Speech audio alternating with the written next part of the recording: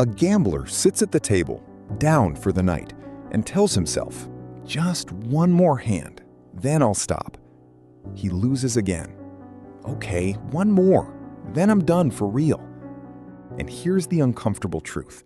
That exact same sentence, "just one more time, then I'll change," is running through the head of someone who has never touched a casino in their life. "I'll buy this one thing, then I'll start saving. I'll enjoy this one trip, then I'll start investing. Just this one more purchase, then I'm serious about my money." It's the same voice, the same trap. Here's why this matters more than most money advice you'll hear. You can know every investing strategy, every budgeting method, every rule about saving, and none of it will work if this one sentence keeps quietly overriding all of it in the moment that counts. This excuse isn't a small detail, it's the gatekeeper. It decides whether any of the other advice ever actually gets used. So, by the end of this video, you'll understand exactly why this excuse is so convincing, what it's actually costing you in numbers, not just guilt, and 3 specific ways to shut it down before it ever gets the chance to talk you out of your own future again. This isn't about willpower or motivation. It's about seeing the trap clearly enough that it stops working on you. Let's get into it. The "one more time" excuse is powerful because it's never a lie about the future. It's a lie about timing. You're not telling yourself you'll never save.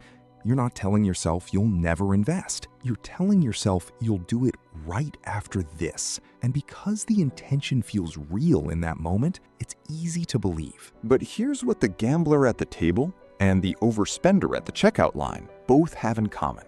There is always another this.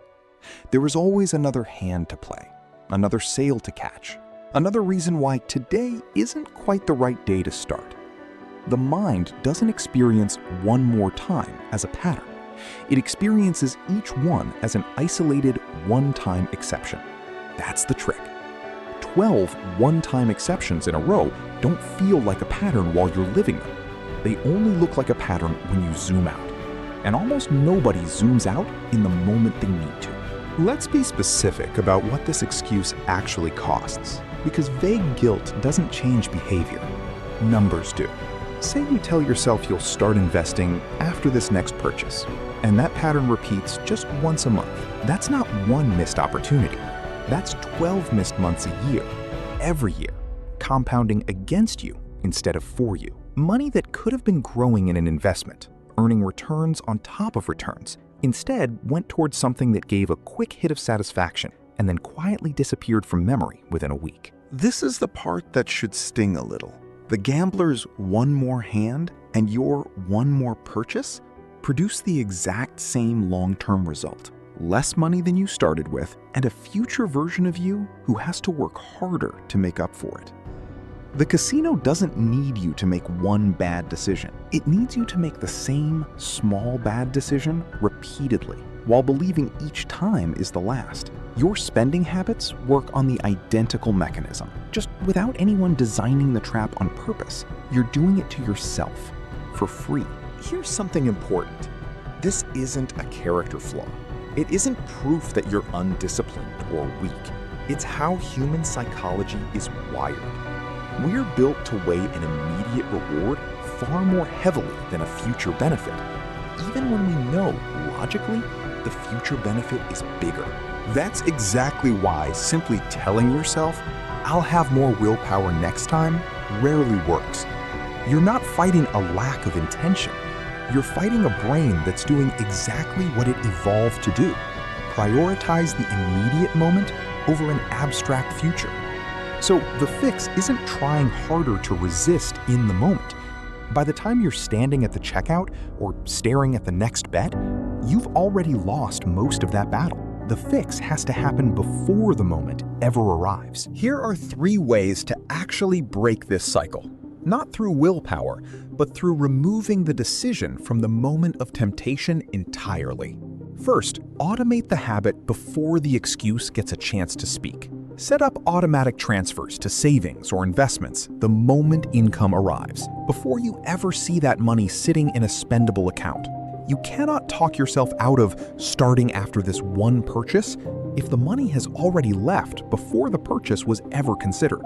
Second, replace after this with starting now at a smaller scale. The excuse always offers a full commitment in exchange for a small delay. Reject that trade. Instead of waiting to invest a large amount later, start investing a small amount immediately. A small, consistent habit beats a large, perpetually postponed one every single time. Third, track the pattern, not the individual moment. Write down every time you catch yourself thinking the phrase, just this one more time, in relation to money. Don't judge yourself for it in the moment. Just record it. After a month, look at the list. Seeing 5 or 10 instances written out in front of you does something that willpower in the moment cannot do. It makes the pattern impossible to ignore. The gambler who finally walks away from the table doesn't do it because he suddenly found more willpower mid-hand. He does it because at some point, he sees the pattern clearly enough that the excuse stops working on him. That's exactly what this video was meant to give you. Not a new budgeting trick, not another investing strategy to add to a pile you're not using yet, but the one thing that decides whether any of that advice ever gets a chance to work. Recognizing the gatekeeper for what it is.